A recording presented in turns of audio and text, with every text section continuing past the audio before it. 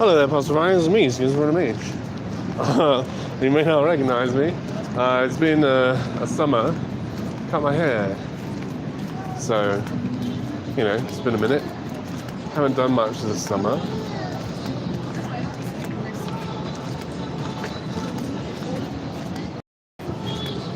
Down here on 16th Street Mall, I see some people with signs. Hello there. Hello. Hello. Hello there. Hello there. Hello. Well, what are you guys doing? We're filming a movie. Yeah, for release. What kind of release are you filming for? Like YouTube or? For like a little film festival. Cool. And it's religious based? I think so. I'm not sure. What's the sign then? What does the sign mean if it's not? Is that not a religious idea? It's semi-religious. So it's semi-religious? Your film is semi-religious? Yeah.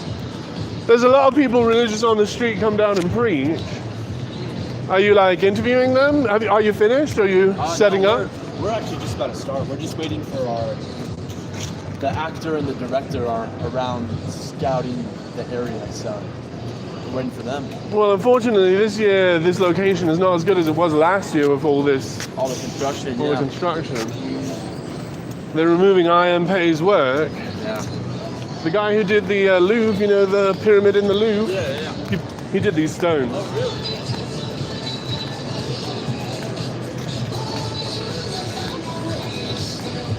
really? All right, the actor and director might be over here. We'll see if we can find them. Semi-religious film going on. They're setting up. Interesting.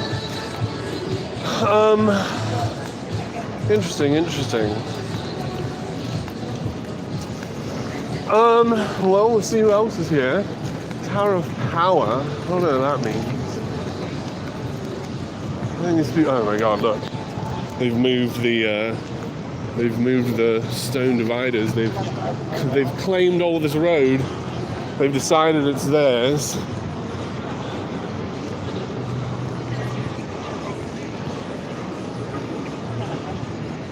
Tower of Power, 811. What does that mean?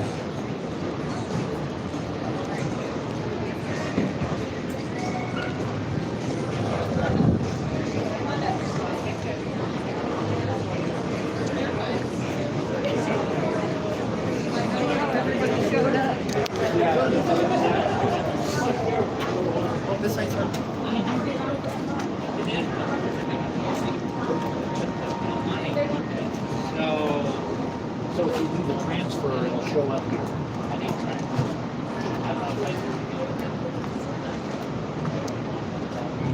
All right, great. Come in, just keep walking through.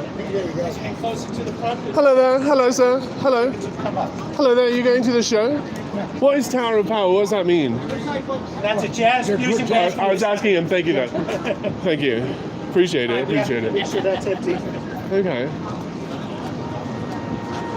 I'm not trying to interrupt your job, is all I'm saying. I do appreciate that. I'll take your grandkids. Yeah. Look it up.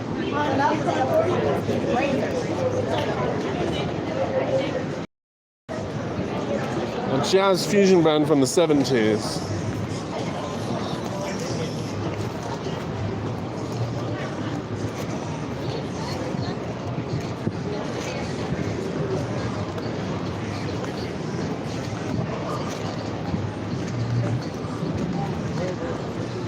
Right. What else is going on down here? So yeah, it's been a minute since I've been streaming. Been living some real life stuff. Switching some sort of ways of paying the rent, you know. So like those systems have to run for a few months before they're really approved, before they catch up to the sort of needs of the rent.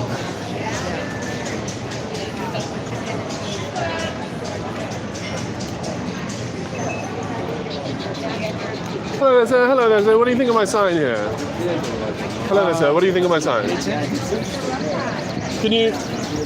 Cool. Thanks for your time, dude. Like, you're saying something with your shirt, but you don't want to talk about it. It's kind of mixed signals, my bro.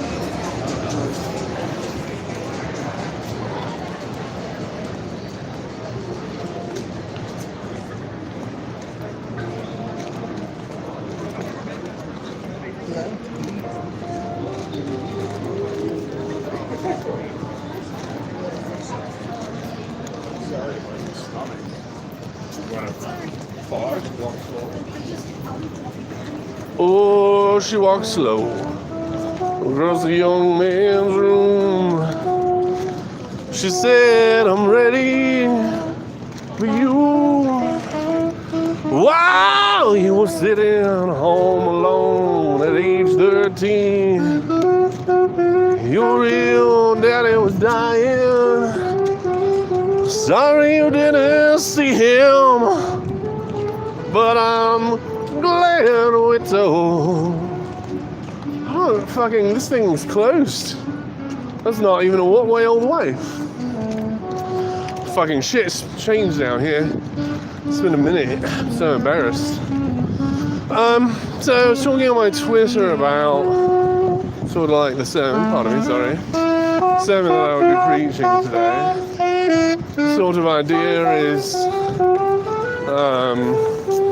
idea of that sermon is this idea of a decision engine.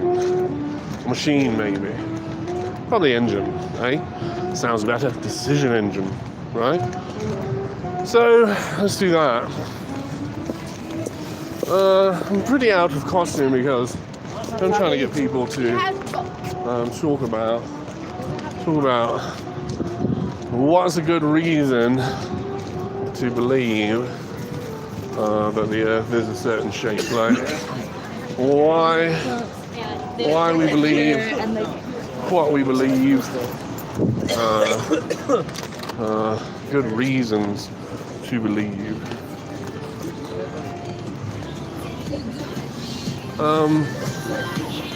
Here we go. This is a more open zone.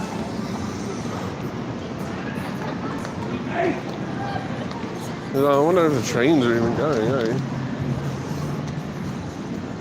I was thinking about the black and white thinking that was sort of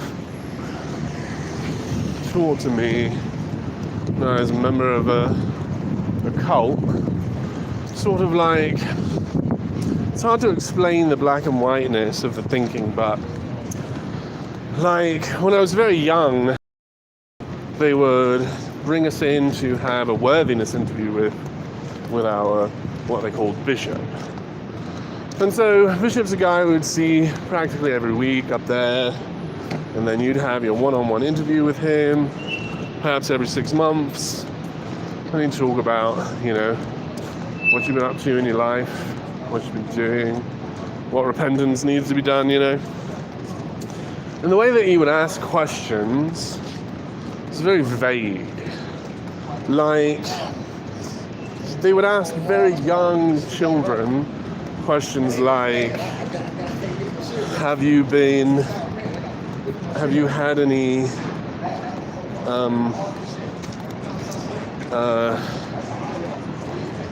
sexual impurities, or maybe something even more vague like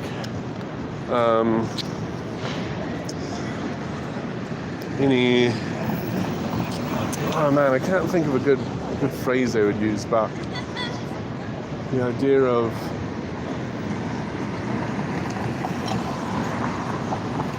have you done any sexual sins? Have you sinned sexually? Like, they were practically asking, have you done a sex? You know, like, that's sort of the way they talked about it. Did you do one? Did you do a sex? And like, you know, when you hear a question like that, the answer is very often technically yes, you know what I mean? So like, have you been sexually immoral? Anything you want to talk about? Like, yeah, I masturbated, right? You're talking to the bishop within 6 months of the first time you masturbated, you know, if you start at a certain age. And then the answer is yes. Like, he's basically asking you, have you done a sex? And then you go, yes. And then he says, what's the sex you've done? And then you're like, you know, my penis got all tingly when I looked at somebody, right? Like, it's a yes. So there's this black and white idea of like, he wasn't saying, you know, if you say, yeah, I got horny watching a movie, he's not going to be like, that's not what I meant, you know what I mean? He's going to be like, okay, well, yeah, that is. that is a sex, you've done a sex. So here's what you got to do: stop watching those movies, right? But he was asking you, you know, are you rubbing your penis on people? Like, that's the question he was asking. Is, are you fucking? No, I ain't fuck nobody, right? It's not so black and white. It's the spectrum of sexuality. You been fucking people? No, I haven't. So like, there's this thing about, I don't know how that really, I don't know, it's just sort of a thing I've been thinking about. How this black and white thinking, and in the culture that I was in, it was very famously said that sexual immorality is the sin next to murder. What? Go. What? I'm not doing anything. You know. Sorry about that. I had to talk to some drivers. So.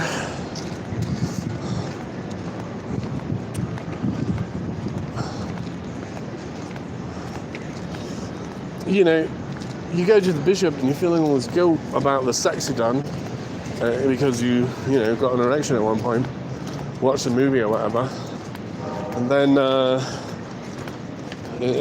that's just the cycle, a 6-month cycle. You go in that room every 6 months and you say, yeah, this is how I've been sexual in the last 6 months. I'm a sexual person. This is how far into the spectrum of sexuality I've been. Not 0. And then he's like, oof, well, you know, I guess we're glad you didn't do murder, but you did do the thing right next to murder, so, you know, what a terrible child you are. And so, you know, don't, you know, well, first of all, let's smoke a doobie. And secondly, you should be in the room. You should be, definitely I'm telling you to be in the room where a bishop asks your children if they've done a sex, and then they go yes, be like, wait, he means have you had sex? And then be like, no, I haven't had sex, but, you know, I've done a little bit of sex and enjoyed it. So I guess I'm practically a murderer. You know, you definitely want the guilt that your kids feel to be the correct amount of guilt. So what I'm going to do is, I've got this other camera here, see? That camera, that's my good camera. And I got my audio as well. So we're going to try to...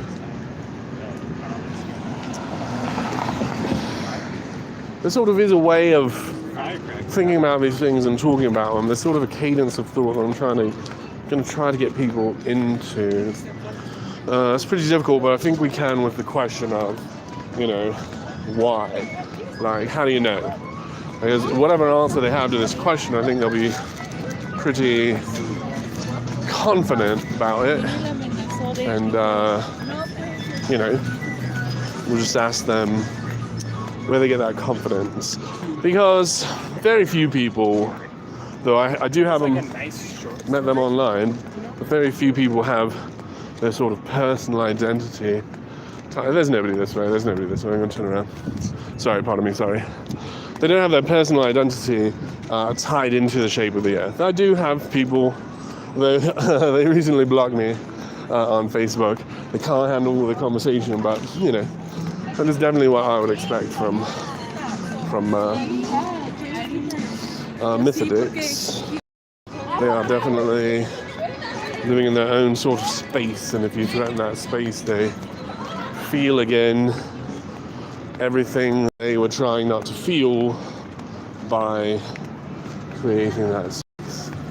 You are threatening their construction, right?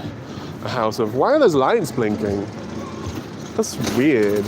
All these lights are blinking, you see that? It's very creepy. Some creepy shit. Very strange stuff. Oh shit, did I do this wrong? It's like this? Alright. So we'll walk down the street here, try to talk to some Methodists. but mostly normal people. And so I'm going to get off the stream here because you guys make people super uncomfortable. But I'm excited to do a lot of reformed Pastafarianism here. I think we've got a lot of work to do vis-a-vis past the costume, I think we really can have some questions down here. I have been spending my money on something other than you, so I understand if you're jealous of my other hobbies. I sort of bought some concert tickets. You should go to these concerts with me. They'd be lots of fun. You should check out Old Jay's coming to Denver for the 10-year anniversary, from what I hear, of an awesome wave. So please join us for that. It's going to be great. And I think after that, we've got, I think an awesome wave is next month, maybe, or All Day.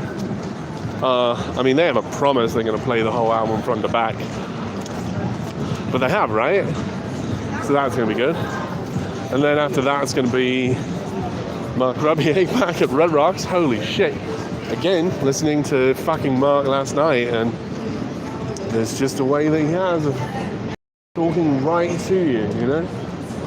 So it's miraculous. It's the only way, right? Out of the hundreds of thousands of people who watched him, when he's talking right to you, you're definitely having a religious experience, right? So join us for those two very emotional religious experiences we're going to have here in Denver. You're invited, though I'll be the one on edibles, so I'm going to need a designated driver. I can't be your Sherpa or your shaman at those locations. I'll be the one having spiritual experience, so I cannot guide you through that. I won't be available to be your shaman on those days. But you do need a shaman. Come on down Denver. Very cheap prices. This guy's doing music here.